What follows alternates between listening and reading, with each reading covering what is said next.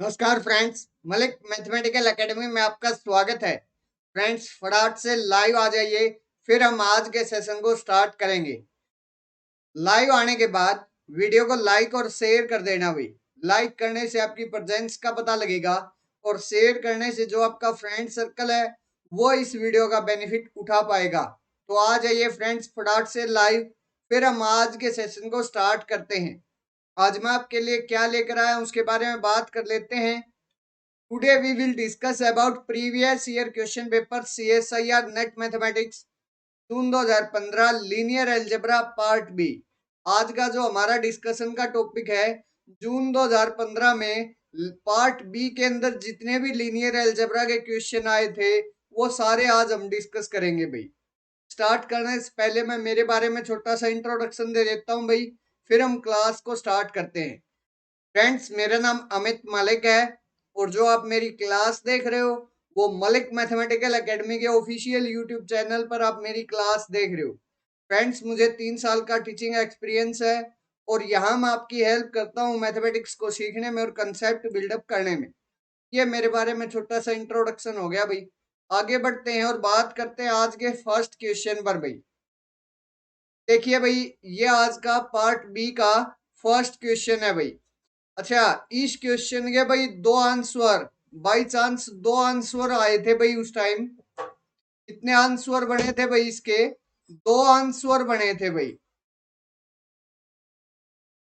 देखते हैं कौन कौन से आंसर बनेंगे भाई। गिवन क्या है सबसे पहले तो वो बात कर लेते हैं भाई। Given A 4x4 real matrix A. मेरे पास एक 4x4 ऑर्डर की रियल मैट्रिक्स गिवन है भाई।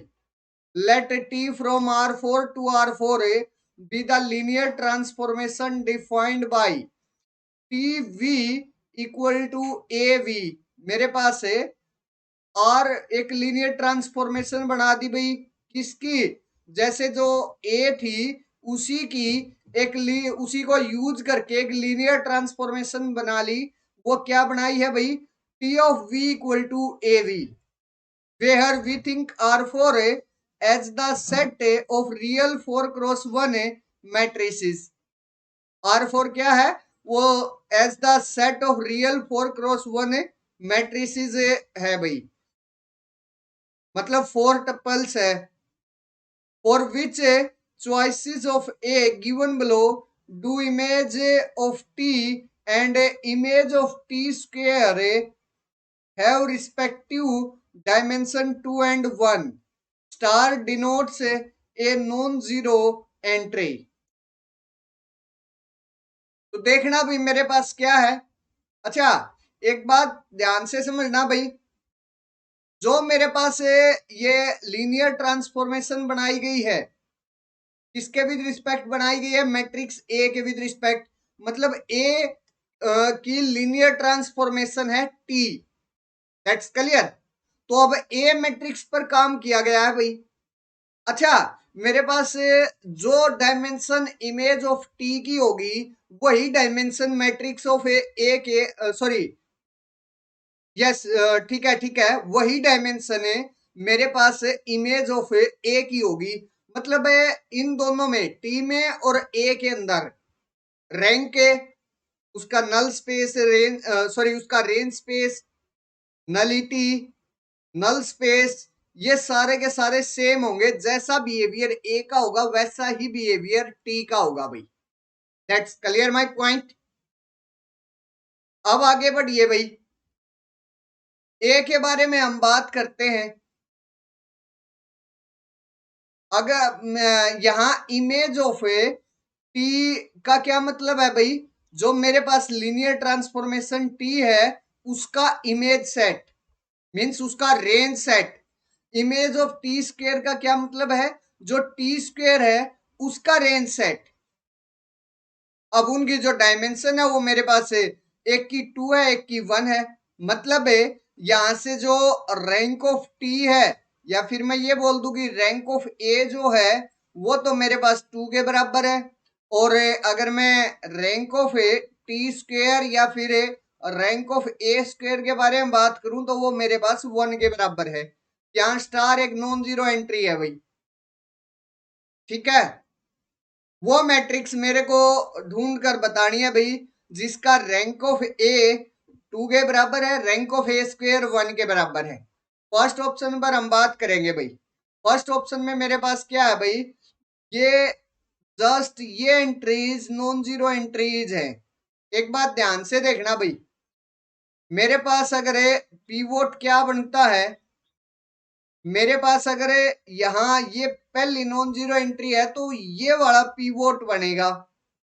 अब ये पीवोट बन गया तो मेरे पास उससे नीचे वाली रो के अंदर ये वाला पीवोट नहीं बन सकता, इससे नेक्स्ट पीवोट बनेगा। क्लियर है, क्योंकि मेरे पास पीवोट क्या होता है, अच्छा पीवोट होता है मेरे पास किसी भी रो के अंदर फर्स्ट नॉन जीरो एंट्री को हम क्या बोलते हैं भाई, पीवोट बोलते हैं। और फर्स्ट नॉन जीरो एंट्री ये है भाई। अच्छा, नेक्स्ट रो के अंदर अगर पीवोट आएगा तो वो फर्स्ट वाले पीवोट से राइट साइड में होता है। किस साइड होता है भाई, राइट साइड होता है।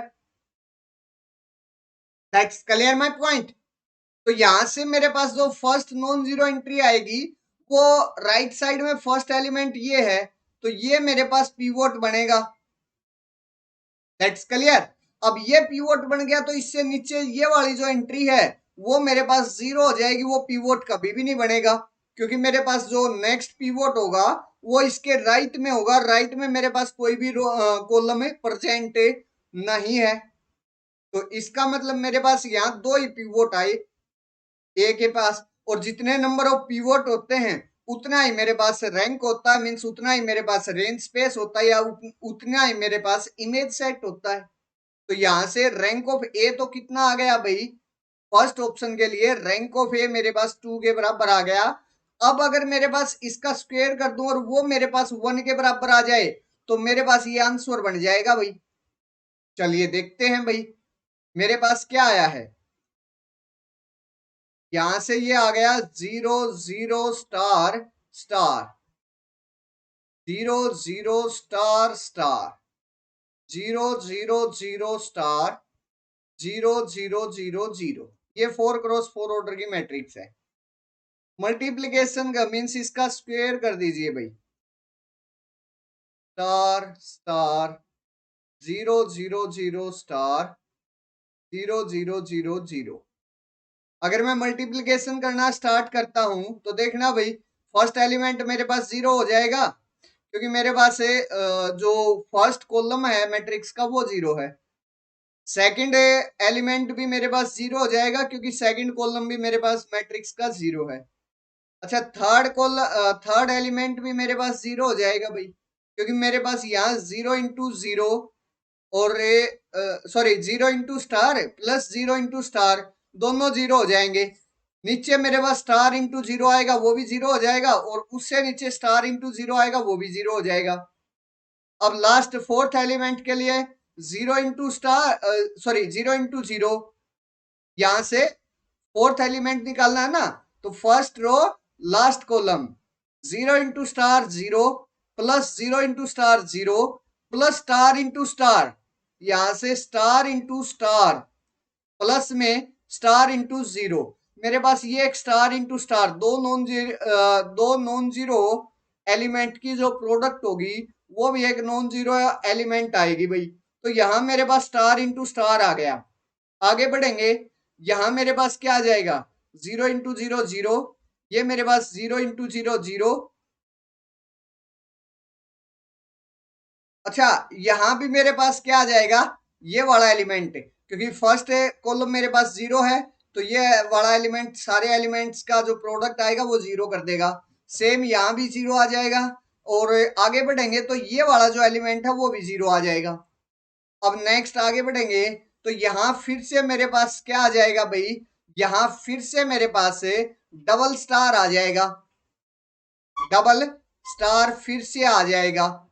आप प्रोडक्ट करके देख लेना भाई, क्योंकि देखना 0 इंटू स्टार 0, ये 0 into star 0 plus star into star, मेरे पास स्टार इंटू स्टार आ जाएगा, और प्लस में मेरे पास स्टार इंटू 0 0 हो जाएगा। यहाँ मेरे पास स्टार इंटू स्टार आ गया। अब और ये भी मेरे पास एक नॉन जीरो एंट्री है। बाकी सारे की सारी जो एंट्रीज आएंगी वो मेरे पास 0 0 0 आ जाएंगी। अब एक बात ध्यान से देखना भाई, मेरे पास इस मैट्रिक्स के पास जस्ट एक ही पिवोट है और वो ये है। पिवोट क्या होता है, कोई भी रो है उसके अंदर पिवोट क्या होते हैं, first non zero entry. First non zero entry इसके पास ये आई है। नेक्स्ट रो के अंदर जो पिवोट आएगा इससे राइट साइड में आएगा। राइट साइड में मेरे पास कोई भी कॉलम प्रेजेंट नहीं है, तो मेरे पास यहाँ जो पिवोट आया, ए स्क्वेयर के पास जो पिवोट आया वो मेरे पास जस्ट एक ही आया। तो रैंक ऑफ ए स्क्वेयर मेरे पास क्या हो गया, 1 हो गया। इसका मतलब मेरे पास ये जो मैट्रिक्स है वो मेरे पास गिवन कंडीशंस को फुलफिल करती है। मेरे को यही बताना था कि जिसका जो रैंक है वो तो 2 हो, और अगर मैं उस मैट्रिक्स का स्क्वायर कर दूं तो रैंक मेरे पास 1 आ जाए। यहाँ ऐसा ही हुआ तो फर्स्ट ऑप्शन मेरे पास करेक्ट हो गया। सेम आगे बढ़ेंगे भाई, सेकंड के बाद पास जाएंगे। तो यहां से देखना भाई, अगर मेरे पास पीवोट बनेगा तो एक तो ये वाला स्टार बन जाएगा। ये मेरे पास पीवोट नहीं बनेगा क्योंकि नेक्स्ट जो पीवोट होगा इसके राइट साइड में आएगा, तो ये वाला नेक्स्ट पीवोट बनेगा। अब नेक्स्ट पीवोट मेरे पास ये नहीं बन सकता भाई, क्यों, क्योंकि मेरे पास राइट साइड में होता है पीवोट, राइट साइड में फर्स्ट नॉन जीरो एंट्री। तो जस्ट मेरे पास दो ही पिवोट आए। तो सेकंड ऑप्शन के अंदर भी मेरे पास रैंक ऑफ ए 2 के बराबर आ गया। जस्ट अब इसका स्क्वायर कर लीजिए भाई, स्क्वायर के लिए प्रोडक्ट करनी होगी भाई, प्रोडक्ट कर लेते हैं, यही मैं कर लेता हूं भाई। 0 0 स्टार 0, 0 0 स्टार 0, 0 0 0 स्टार, और ये आ जाएगा 0 0 0 स्टार। प्रोडक्ट कीजिए भाई। फर्स्ट एलिमेंट मेरे पास 0 आ जाएगा क्योंकि यहाँ फर्स्ट कॉलम 0 है। सेम सेकंड एलिमेंट 0 आ जाएगा। थर्ड एलिमेंट को अगर मैं निकालने जाऊंगा तो मेरे पास वो भी क्या आ जाएगा, 0 आ जाएगा। आप प्रोडक्ट करके देख लेना भाई। नेक्स्ट एलिमेंट अगर मैं निकालने जाऊंगा तो वो एलिमेंट मेरे पास स्टार इंटू स्टार आएगा। आप चेक कर लेना भाई। सेम वे से यहां फिर से मेरे पास 0 आएगा, ये एलिमेंट 0 आएगा और ये एलिमेंट भी 0 आ जाएगा, और नेक्स्ट एलिमेंट मेरे पास स्टार इंटू स्टार आ जाएगा। आगे बढ़ेंगे, यहां मेरे पास क्या आएगा भाई, ये एलिमेंट भी 0 आ जाएगा, ये एलिमेंट भी 0 आ जाएगा, ये एलिमेंट 0 आ जाएगा, और यहाँ स्टार इंटू स्टार आएगा। नेक्स्ट में ये एलिमेंट 0 आ जाएगा, ये एलिमेंट 0 आ जाएगा, ये एलिमेंट 0 आ जाएगा, और यहाँ स्टार इंटू स्टार आ जाएगा। और ये मेरे पास जस्ट एक ही पिवोट बनेगा, तो ये वाला पिवोट बन जाएगा, बाकी मेरे पास पिवोट नहीं बन पाएंगे भाई। और इसका मतलब मेरे पास रैंक ऑफ ए स्क्वायर किसके बराबर आ जाएगा भाई, 1 के बराबर आ जाएगा। तो ये वाला जो ऑप्शन है वो भी मेरे पास क्या हो जाएगा भाई, करेक्ट हो जाएगा। That's clear my point. ये वाला जो ऑप्शन है वो भी मेरे पास क्या हो जाएगा भाई, पिवोट हो जाएगा। आगे बढ़ेंगे भाई। अब तो सेकंड ऑप्शन मेरे पास करेक्ट हो जाएगा क्योंकि रैंक ऑफ ए 2 के बराबर आया है और रैंक ऑफ ए स्क्वायर मेरे पास 1 के बराबर आया है। अच्छा, ये ऐसा क्वेश्चन है भाई जिसमें पार्ट बी के अंदर है, लेकिन दो ऑप्शन इसके करेक्ट आए थे भाई, वो बाई डिफॉल्ट हुआ था, मिस्टेक से गलती से आ गए थे भाई, दो ऑप्शन इसके करेक्ट आए थे। थर्ड ऑप्शन पर हम बात करें तो थर्ड ऑप्शन के अंदर देखना भाई, ए का जो रैंक आएगा मेरे पास वो तो 2 के बराबर आ जाएगा भाई, क्योंकि यहाँ दो पीवोट होंगे, एक ये वाला और एक ये वाला। ठीक है, क्लियर है। तो मेरे पास रैंक ऑफ ए तो 2 के बराबर आ गया। आगे बढ़ेंगे, ए स्क्वेयर अगर मैं करूंगा तो ए स्क्वेयर करना भाई एक बार, 0 0 0 0, 0 0 0 0, यहाँ 0 0 0 स्टार, और ये 0 0 स्टार 0, ये आएगा।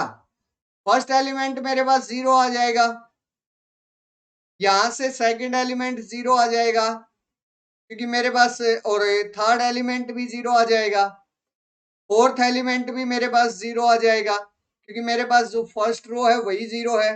सेम सेकंड रो भी 0 है, तो मेरे पास सेकंड रो के सारे एलिमेंट्स 0 आ जाएंगे। थर्ड रो पर अगर हम काम करेंगे तो मेरे पास क्या आएगा, ये वाला फर्स्ट उसके साथ कॉलम के साथ मल्टीप्लाई होगा तो वो 0 आएगा, क्योंकि मेरे पास वो क्या है, 0 है फर्स्ट कॉलम। सेकंड कॉलम 0 है तो ये वाला एलिमेंट 0 आ जाएगा। थर्ड में मेरे पास क्या होगा भाई, थर्ड में भी मेरे पास ये वाला जो एलिमेंट है वो इसके साथ मल्टीप्लाई होगा, तो यहां से डबल स्टार आएगा मेरे पास। अच्छा, कोई ना कोई हमने मिस्टेक कर दिया भाई, क्योंकि इसमें भी रैंक मेरे पास, एक सेकंड देखते हैं रैंक क्या बनेगा इसके अंदर ए स्क्वेयर का। तो ये डबल स्टार आ जाएगा और यहां मेरे पास फिर से 0 आ जाएगी।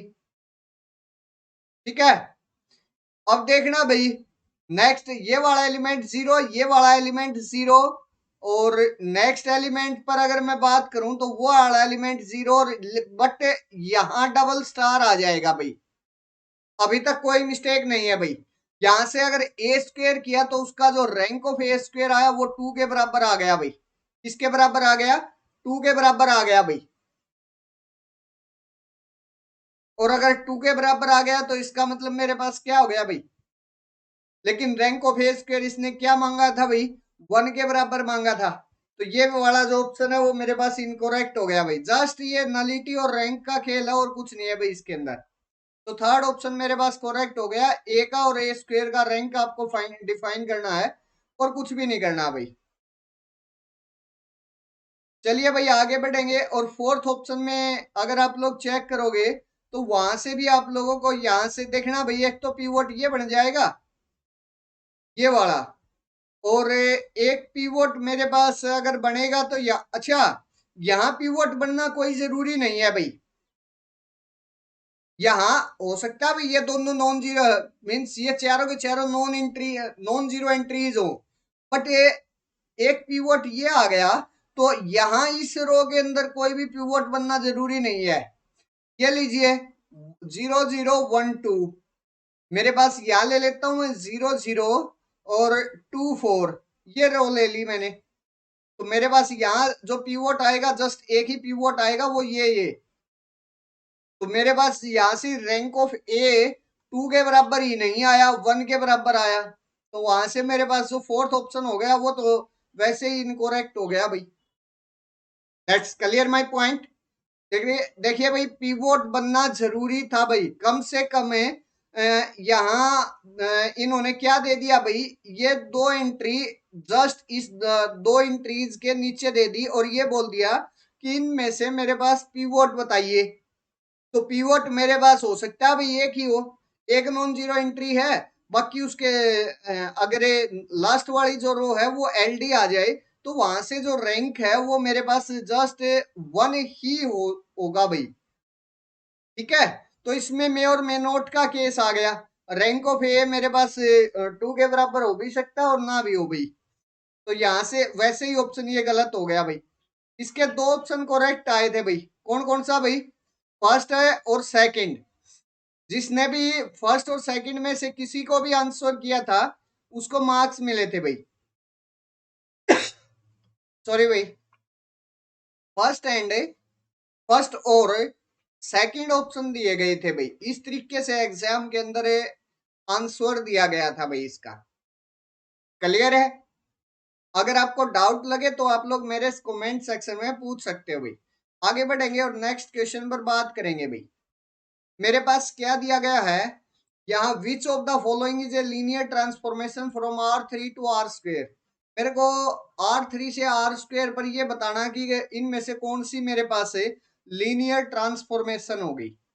भाई ध्यान से सुनना, लीनियर ट्रांसफॉर्मेशन नाम से ही पता चल रहा है भाई। ठीक है, वैसे तो अगर आप बाय डेफिनेशन जाना चाहते हो तो आप बाय डेफिनेशन जा सकते हो भाई।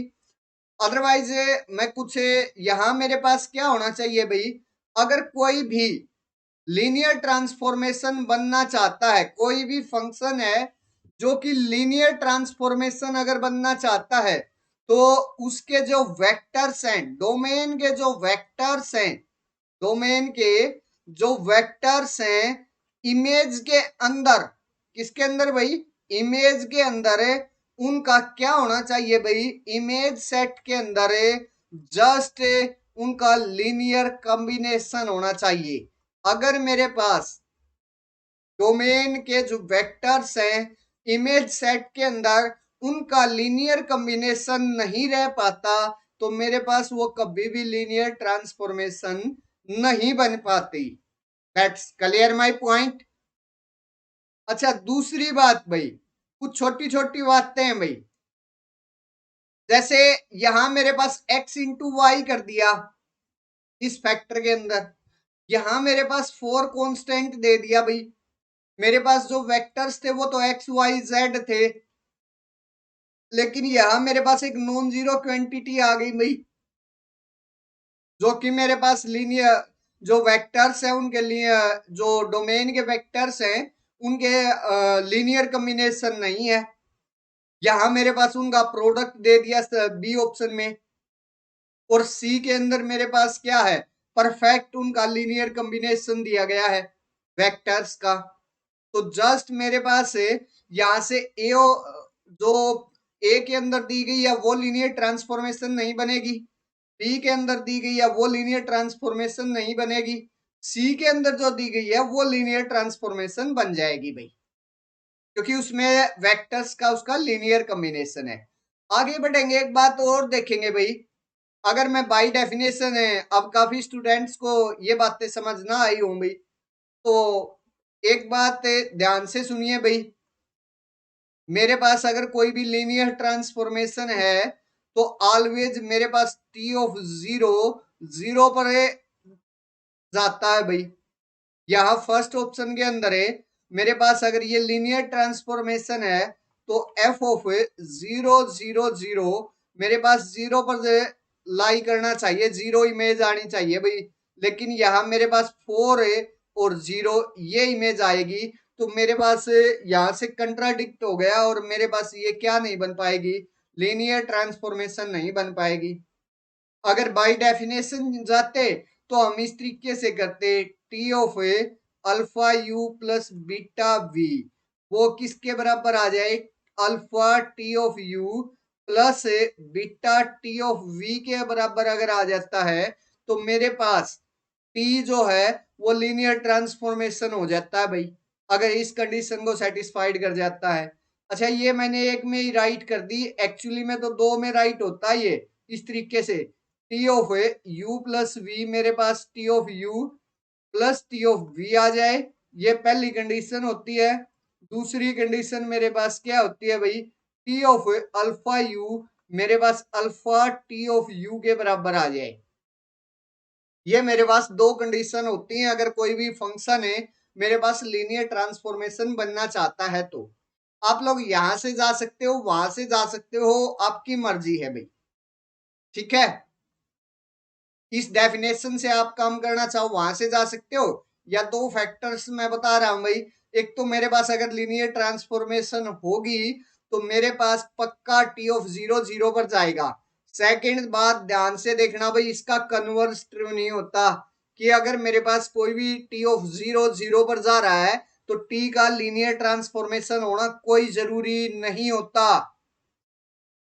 बी ऑप्शन के अंदर देख लीजिए भाई, यहां मेरे पास जी ऑफ जीरो जीरो जीरो क्या जाएगा, जीरो जीरो पर जाएगा, बट ये भी लीनियर ट्रांसफॉर्मेशन नहीं है।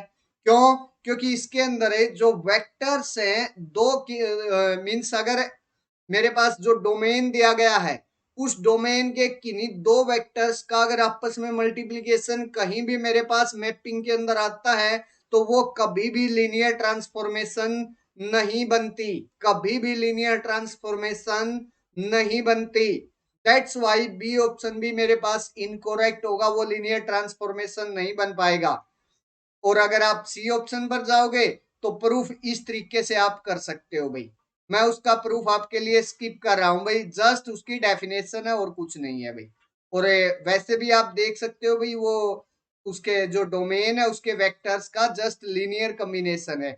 लीनियर कॉम्बिनेशन का मतलब है alpha X plus beta Y plus यहाँ गामा जेड, इस टाइप से मेरे पास दोनों जो रेंज सेट है वो इस टाइप से राइट किया गया है। जहां मेरे पास फर्स्ट के अंदर क्या है भाई, अगर मैं अल्फा की बात करूं तो वो -1 के बराबर है, और बीटा की बात करूं तो 0 के बराबर है, और गामा की बात करूं तो वो 1 के बराबर है।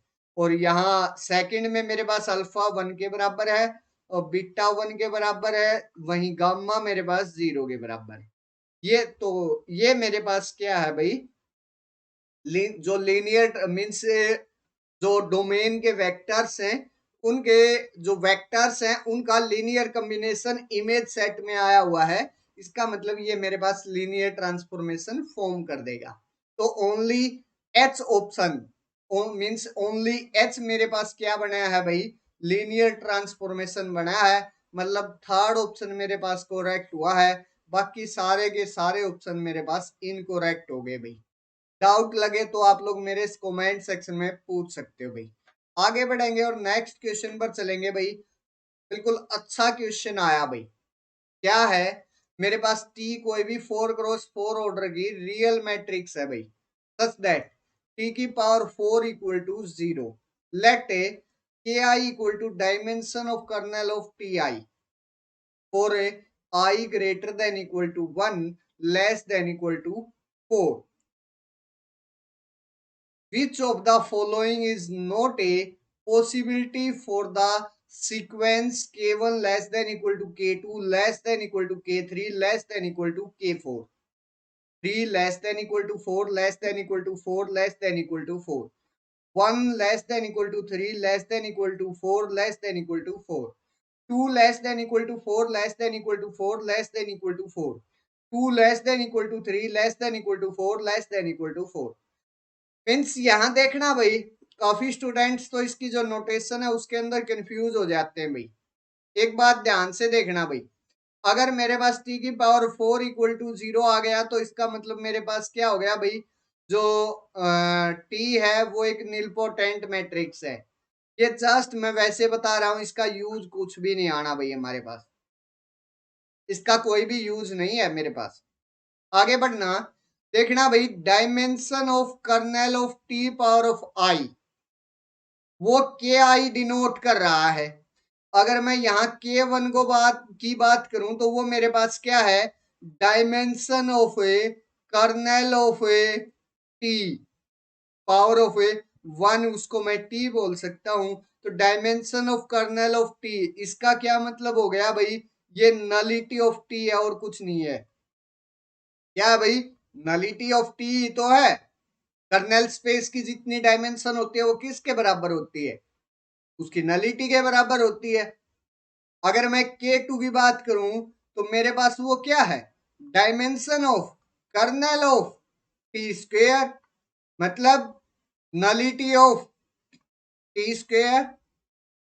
सेम वे से अगर मैं K3 की बात करूं तो वो नलिटी ऑफ टी क्यूब है, और अगर मैं K4 की बात करूं तो nullity of T power of 4 है।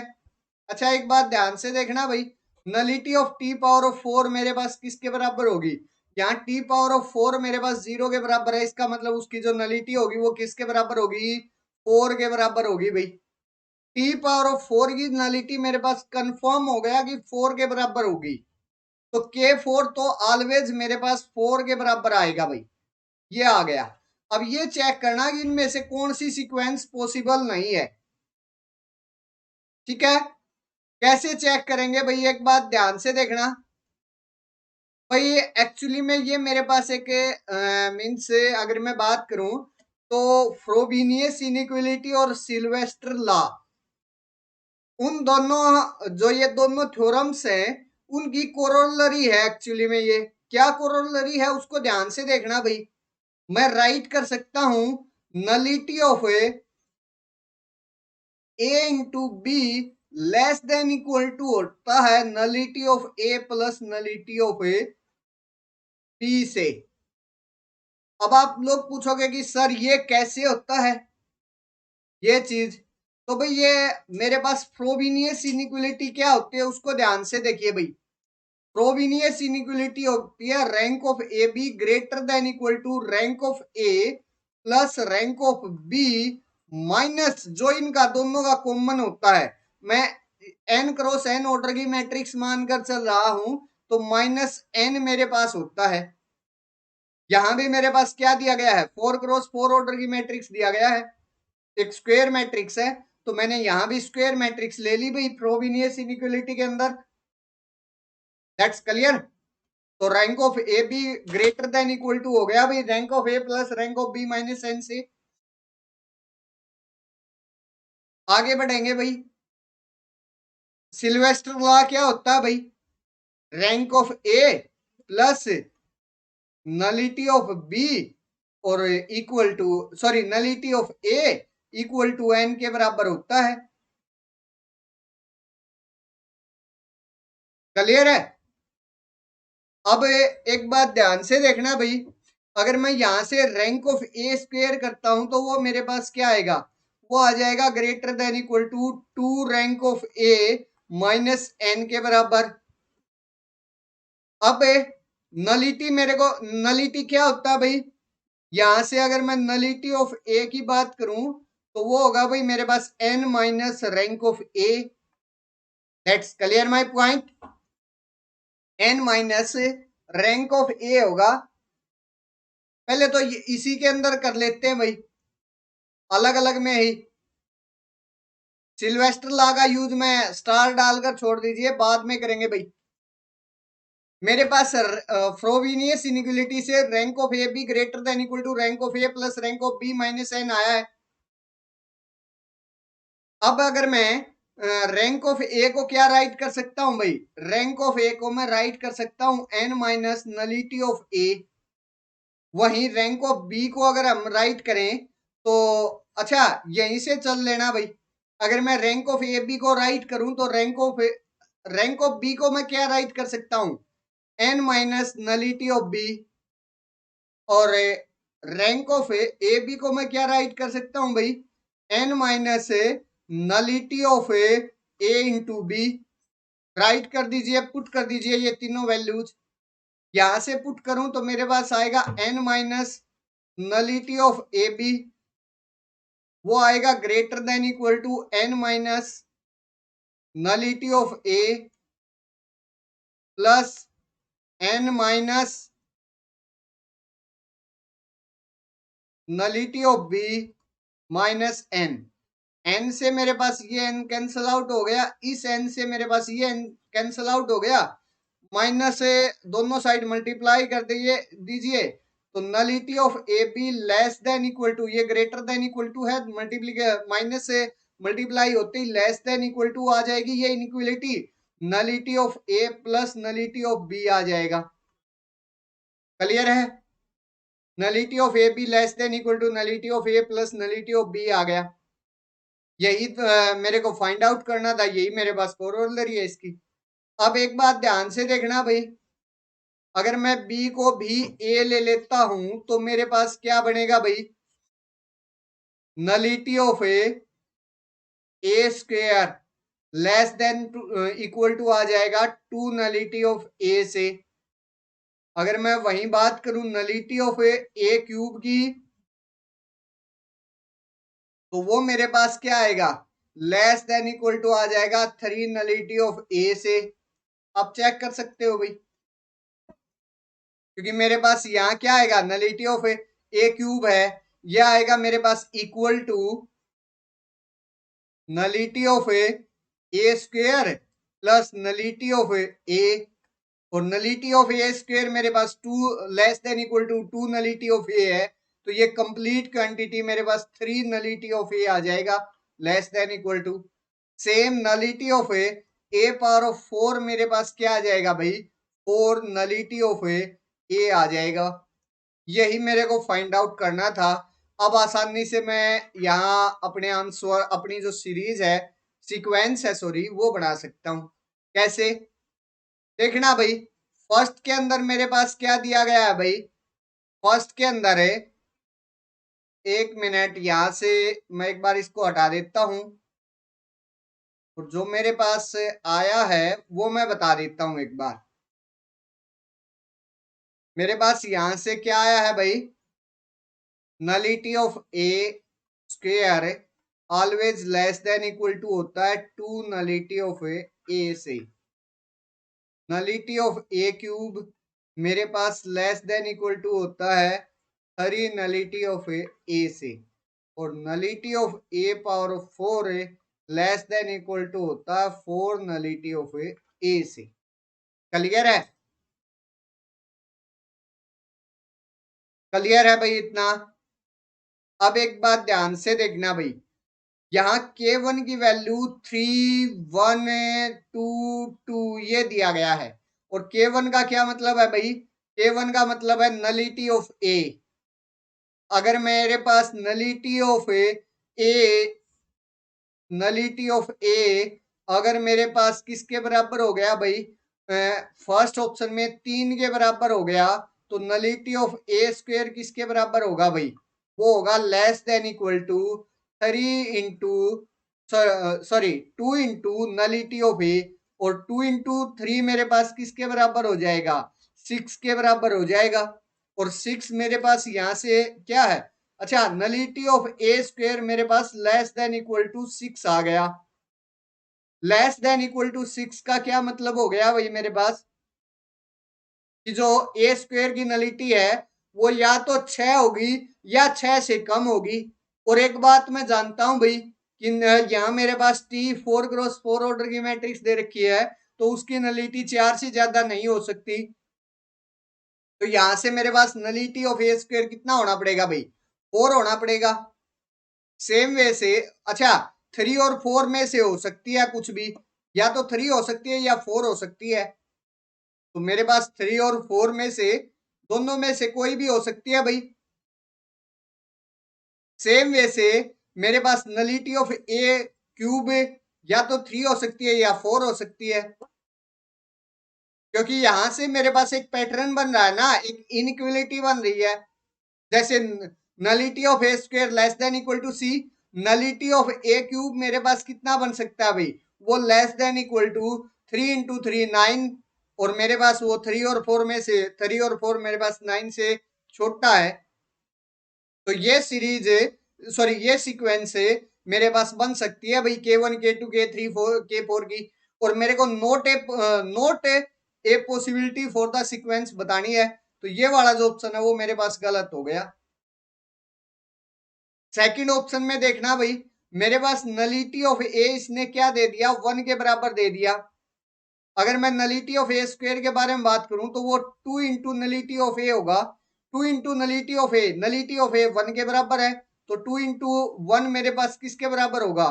2 के बराबर होगा। तो यहां से ए स्क्वेयर की जो नलिटी आएगी वो लेस देन इक्वल टू 2 आएगी।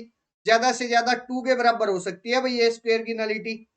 बट इसने तो ए स्क्वेयर की जो नलिटी है वो 3 के बराबर दे दी, जो कि मेरे पास गलत है। इसका मतलब ये सीक्वेंस मेरे पास फॉर्म नहीं हो सकती, क्योंकि मेरे पास जो नलिटी ऑफ ए स्क्वेयर है इसके अकॉर्डिंग अगर मेरे पास नलिटी ऑफ ए 1 के बराबर है, तो नलिटी ऑफ ए स्क्वेयर है 2 into 1, 2 into nullity of A 2 into 1 equal to 2 के बराबर हो सकती है भाई। या तो 2 होगी या फिर मेरे पास 1 ही होगी। क्लियर है? बट इसने सीक्वेंस के अंदर 3 दे दिया, तो ये मेरे पास पॉसिबल नहीं है। पॉसिबल नहीं है तो मेरे पास सेकंड ऑप्शन मेरे पास क्या हो जाएगा? करेक्ट। अब बी पार्ट का ऑप्शन है, एक ऑप्शन मेरे पास करेक्ट हो गया।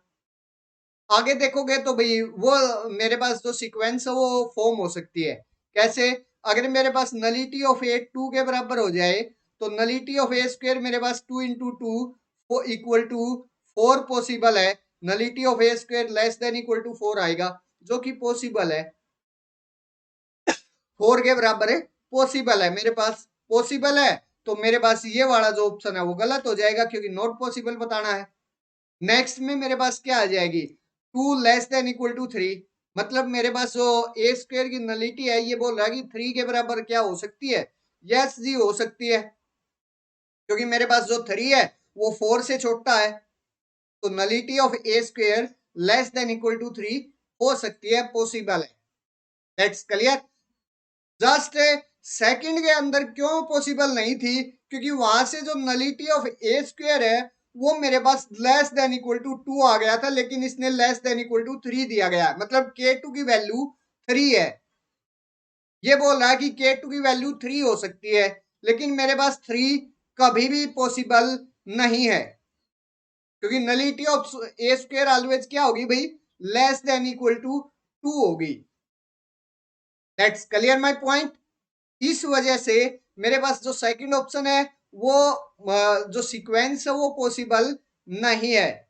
यहां से फोर्थ भी पॉसिबल है, तो वो वाला जो ऑप्शन है वो भी गलत हो जाएगा। तो इस क्वेश्चन का जस्ट एक ही आंसर होगा भाई। वैसे भी बी पार्ट का ऑप्शन था, सॉरी बी पार्ट का क्वेश्चन था, तो एक ही ऑप्शन करेक्ट होना था भाई। हाँ, एक क्वेश्चन के अंदर यहाँ इन्होंने गड़बड़ की थी, उसके 2 आंसर आए थे भाई। चलिए इसका एक ही आंसर और सेकंड ऑप्शन इसका करेक्ट आया भाई।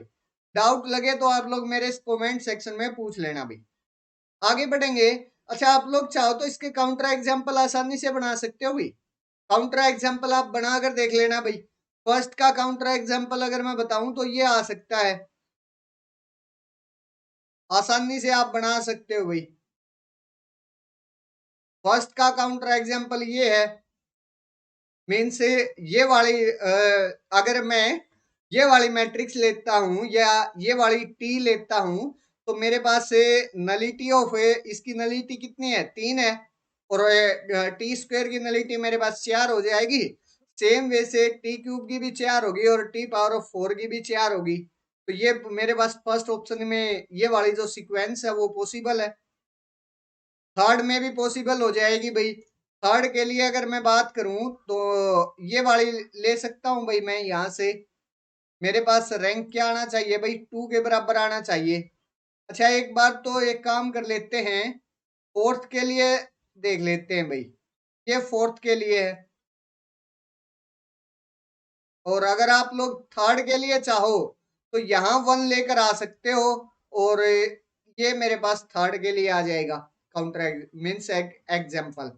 और पॉसिबिलिटी देयर एग्जिस्ट पूछा है, तो मेरे पास एक एक एग्जाम्पल इनका मिल गया, तो ये सीक्वेंस मेरे पास पॉसिबल है।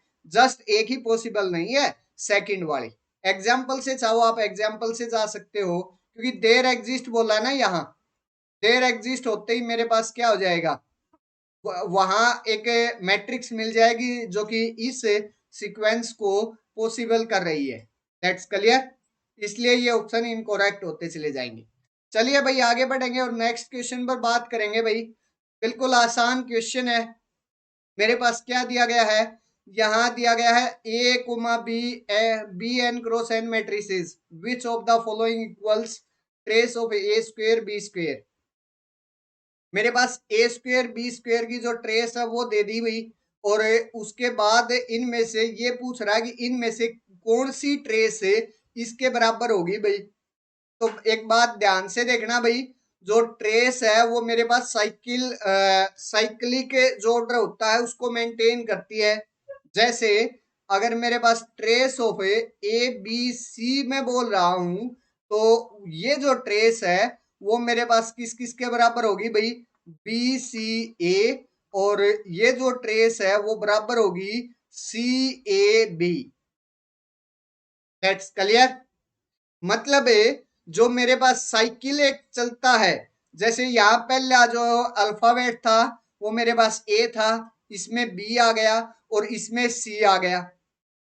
और नेक्स्ट साइक्लिक का मतलब है फर्स्ट सेकंड थर्ड, और थर्ड से फिर से फर्स्ट। ये मेरे पास साइक्लिक ऑर्डर है, इसको मेंटेन करती है भाई ट्रेस। That's clear. तो यहां से मेरे पास trace of A square B square बोला गया है, इसका मतलब trace of A B B, ये मैट्रिक्स दी गई है भाई। अब मेरे पास ये किस किस ट्रेस के इक्वल होगा, तो एक बार देखना भाई। ट्रेस ऑफ ये वाला सेकंड वाला ए ले लीजिए भाई, वो आ जाएगा ए बी बी, ए के बराबर होगा। नेक्स्ट ये वाला जो ट्रेस होगा वो मेरे पास बी बी ए ए इसके बराबर होगा। नेक्स्ट ये वाला जो ट्रेस होगा वो मेरे पास यहाँ से बी ए ए बी इस मैट्रिक्स के बराबर होगा। जस्ट इन्हीं मैट्रिक्स के बराबर होगा, बाकी किसी के बराबर नहीं होगा भाई। Trace of A square into B square, यहाँ मेरे पास ट्रेस ऑफ ए बी का स्क्वेयर दे दिया भाई, उसके बराबर तो नहीं होगा। मतलब ए और बी का ट्रेस निकालिए और उसका स्क्वेयर कर दीजिए, गलत बात भाई। तो यहां से फर्स्ट ऑप्शन गलत हो गया। हाँ, मेरे पास trace of A B square A के बराबर जरूर हो जाएगा भाई, क्योंकि मेरे पास वो क्या हो जाएगा, यहां से मेरे पास ए बी का स्क्वेयर ए, ये वाला जो सेकंड है वो मेरे पास trace of A B into B B square ही तो होगा। तो यहां से ए बी स्क्वेयर ए, ये मैं राइट कर सकता हूं भाई। तो सेकंड ऑप्शन में की जो ट्रेस है वो मेरे पास trace of A square B square के इक्वल हो जाएगी, क्योंकि वो साइकिल को मेंटेन रख रहा है। तो यहाँ से सेकंड ऑप्शन इनका करेक्ट हो जाएगा। थर्ड ऑप्शन फिर से रॉन्ग हो जाएगा भाई, क्योंकि ट्रेस ऑफ ए बी का स्क्वायर बोला गया है। ए बी का स्क्वायर का क्या मतलब हो गया भाई, यहां से trace of A B into में ए बी का स्क्वायर तो यही होगा ना कि A B into A B. तो ए बी ये मेरे पास इसके बराबर बोल रहा है, इसके बराबर तो यहाँ इन चारों में से नहीं है। तो मेरे पास ये जो ट्रेस है ए बी का स्क्वायर वो trace of A square B square के बराबर नहीं हो सकता।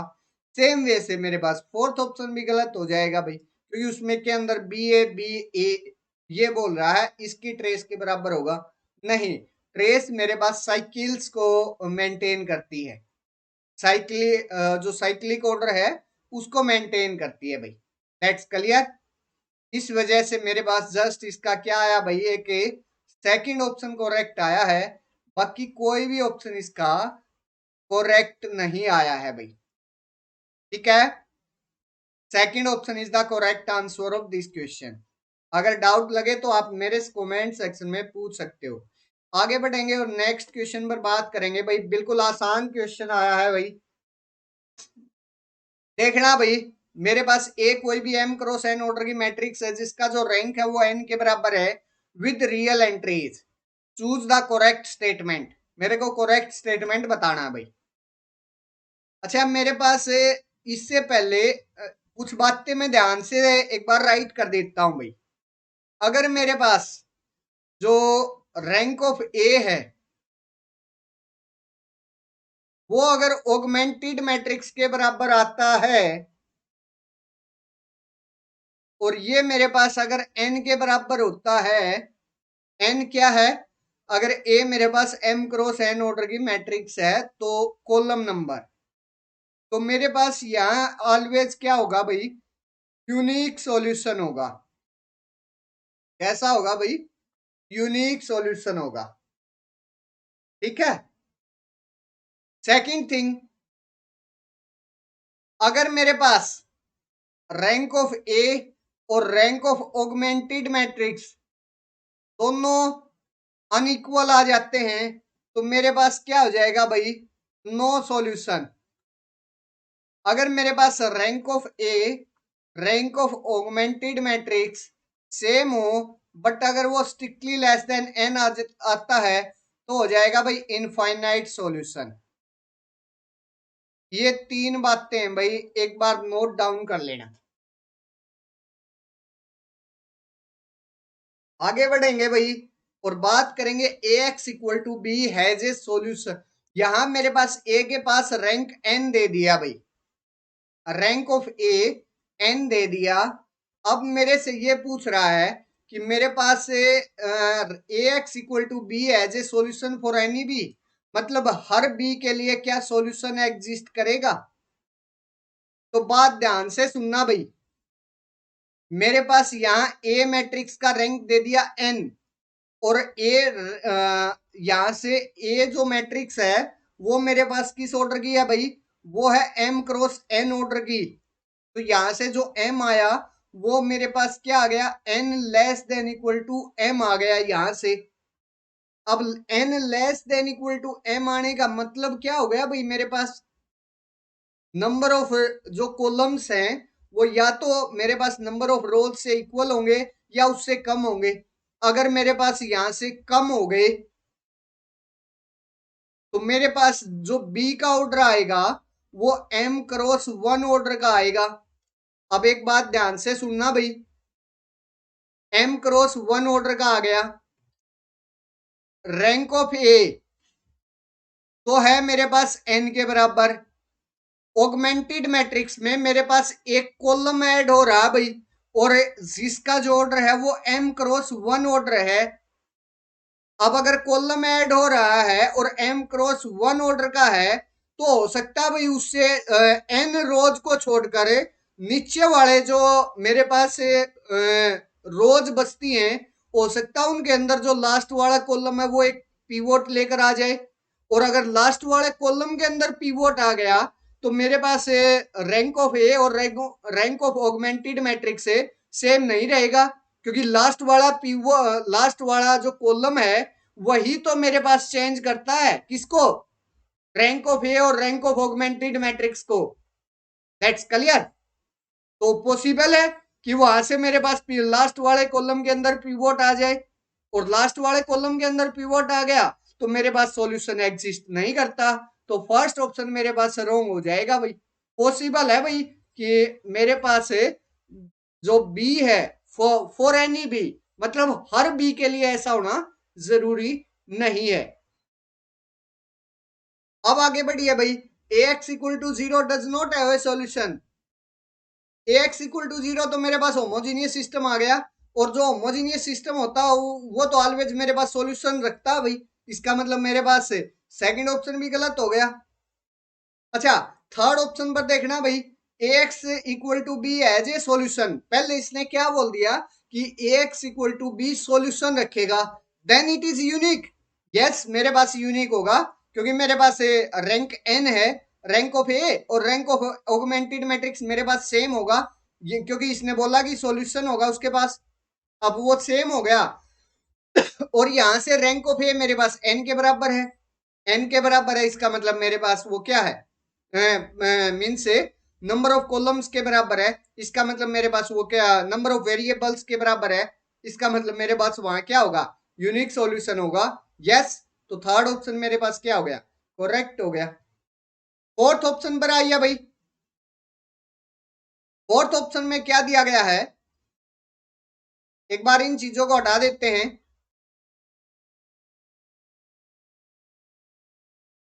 क्या मेरे पास एक ऐसा नॉन जीरो वाई एग्जिस्ट कर सकता है कि अगर मैं y ट्रांसपोज इंटू ए करूं तो वो मेरे पास 0 के बराबर आ जाए, ये बोल रहा है।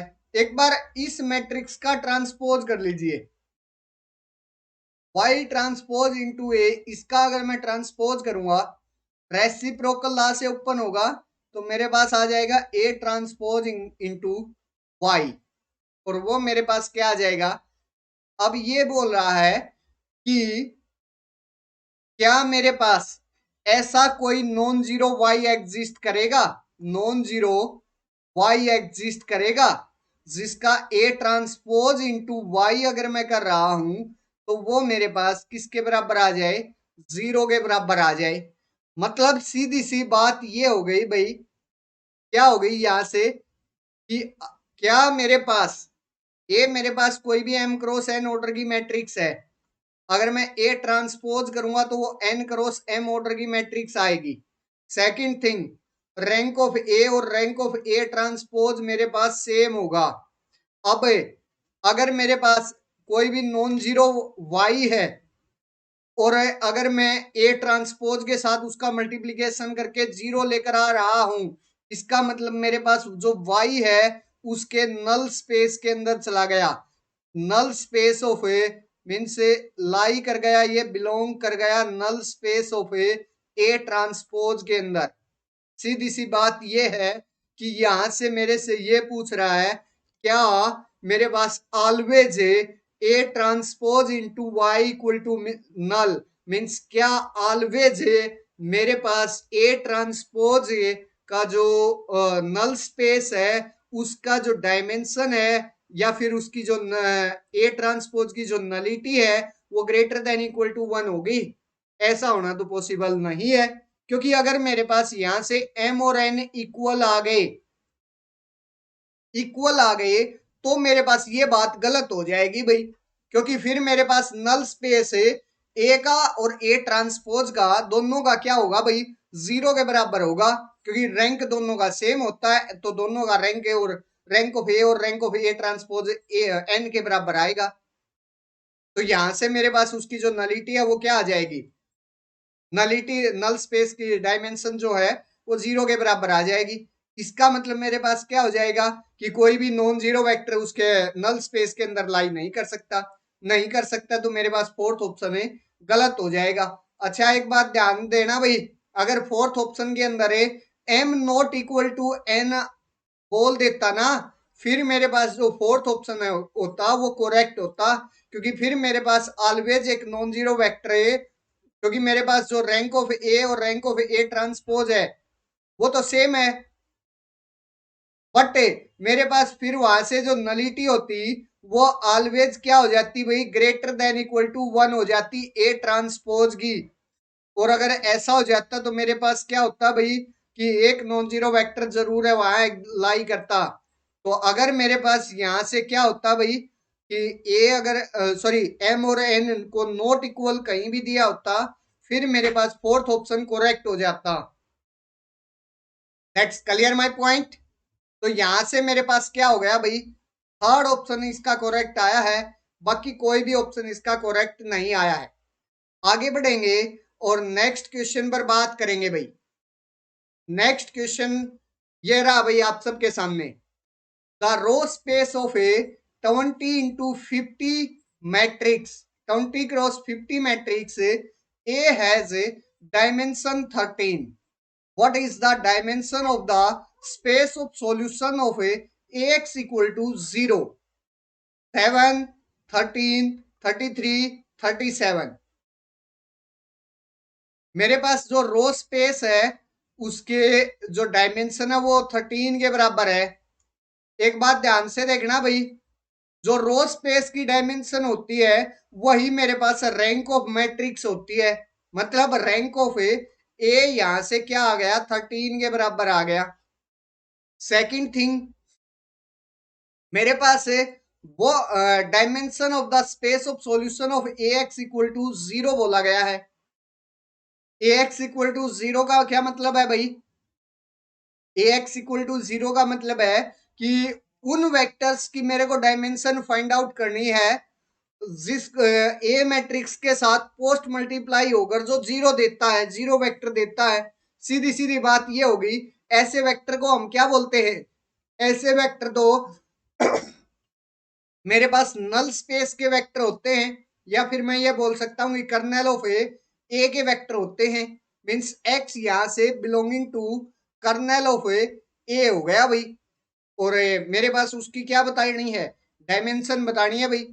और कर्नेल ऑफ ए की मीन्स नलिटी ऑफ ए बताना है। रैंक ऑफ ए ये है मेरे पास, नलिटी ऑफ ए मेरे पास किसके बराबर हो जाएगी, सिल्वेस्टर लॉ से rank of A plus nullity of A मेरे पास किसके बराबर होती है, नंबर ऑफ कॉलम नंबर के बराबर होती है। That's clear my point.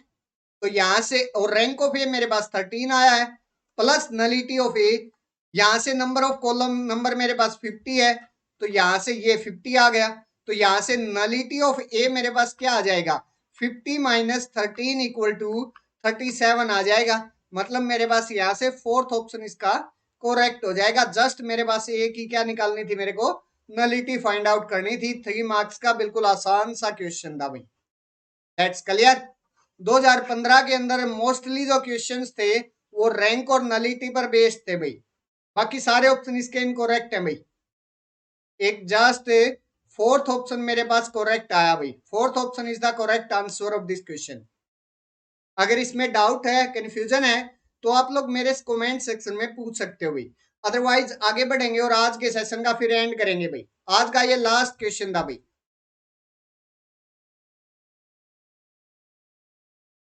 आप लोग चाहो तो मुझे टेलीग्राम चैनल पर फॉलो कर सकते हो भाई। ये मेरा टेलीग्राम चैनल है मलिक मैथमेटिकल एकेडमी के नाम से। मेरी सारी क्लासेस की इंफॉर्मेशन यहीं आती है। आप लोग चाहो तो यहाँ जाकर मुझे फॉलो कर सकते हो। आप लोग चाहो तो व्हाट्सएप ग्रुप के अंदर भी मुझे फॉलो कर सकते हो, जिसका जो लिंक है वो डिस्क्रिप्शन बॉक्स के अंदर मिल जाएगा भाई। वहां भी मेरी सारी क्लासेस की इंफॉर्मेशन वहां भी आती है। वहां बेनिफिट एक ये है कि आपके जो भी डाउट्स वगैरह हैं वो एक दूसरे के साथ वहां आप शेयर कर सकते हो भी। टेलीग्राम चैनल पर ऐसा नहीं है। अगर आपको ये मेरा सेशन अच्छा लगा तो प्लीज वीडियो को लाइक करें, वीडियो को शेयर करें, साथ के साथ चैनल को भी सब्सक्राइब कर लीजिए और बेल आइकन भी प्रेस कर लीजिए ताकि मेरी जो न्यू कमिंग वीडियो है उसका भी नोटिफिकेशन आप लोगों को मिल सके। तो फ्रेंड्स इस सेशन में बस इतना ही, मिलते हैं नेक्स्ट सेशन में, तब तक के लिए bye bye friends, thank you, take care.